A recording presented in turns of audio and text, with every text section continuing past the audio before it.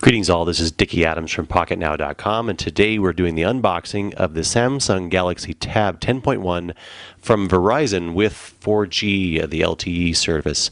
So sit back, relax, and enjoy the show.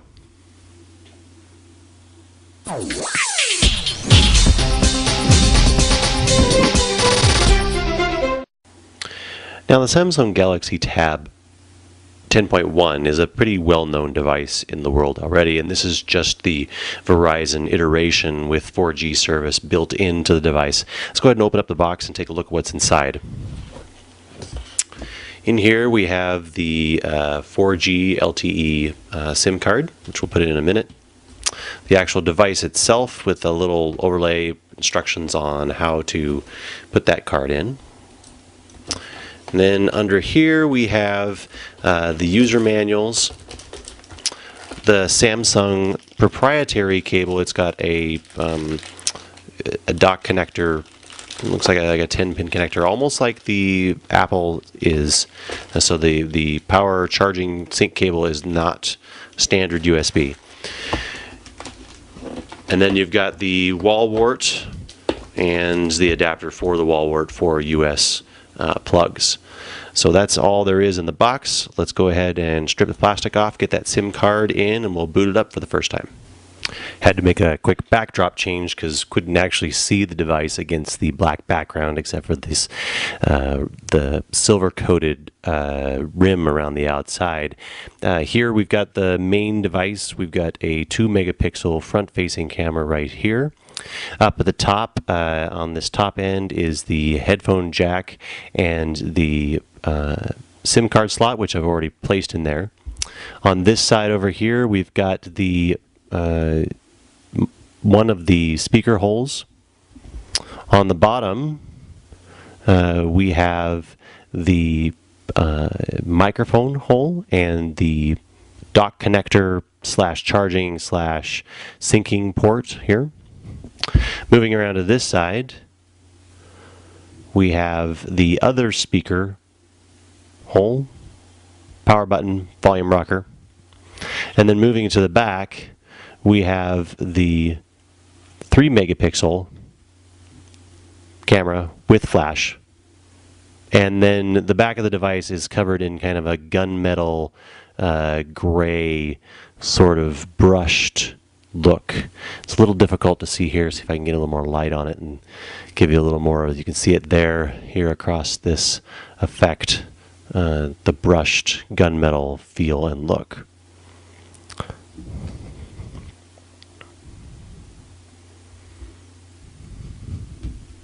Slip the device over and power it up.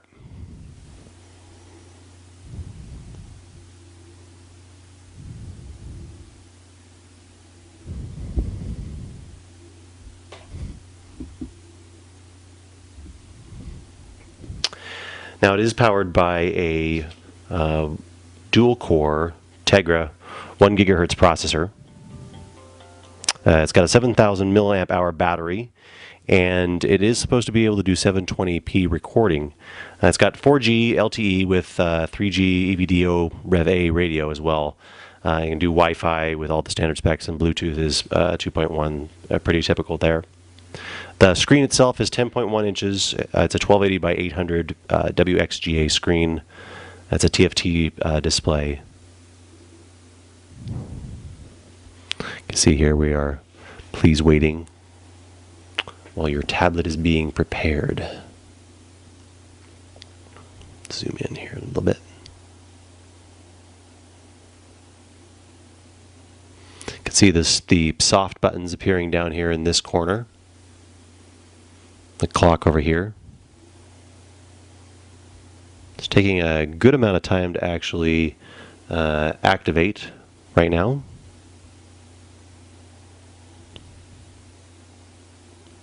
We'll come back in just a second after it's activated and we'll talk about and look at the software a little bit.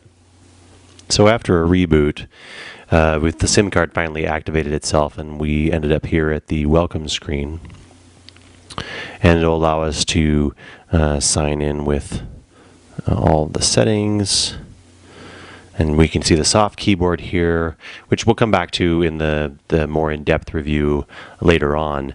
In hand, the device feels the back feels a little plasticky, even though it's got kind of that brushed gunmetal feel. It doesn't feel bad in the hands. In fact, it doesn't feel like it's going to slide out of your hands at all because of that brushed texture on the back. The screen itself and there's a little bit of, or at least not right this moment, but there is some haptic feedback that happens with the keyboard when I was trying to activate it in the previous setting and I was inside of the settings. There was some haptic feedback. And so far the screen seems to be very responsive. Colors-wise and viewing angles are pretty good thus far, but we'll do a little more in-depth coverage on that later. So now we're looking at the main home screen. I've added a couple of apps here to the desktop already, and we can swipe back and forth between the different pages.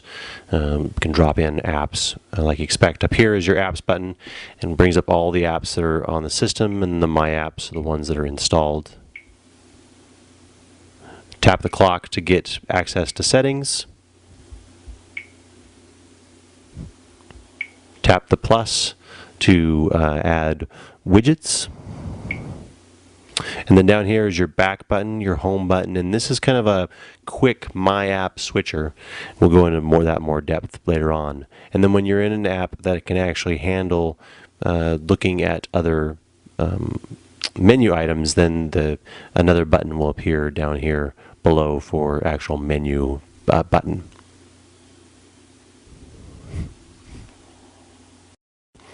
If you have any questions, leave them below, and we'll try to cover them in the next review. Thanks for watching.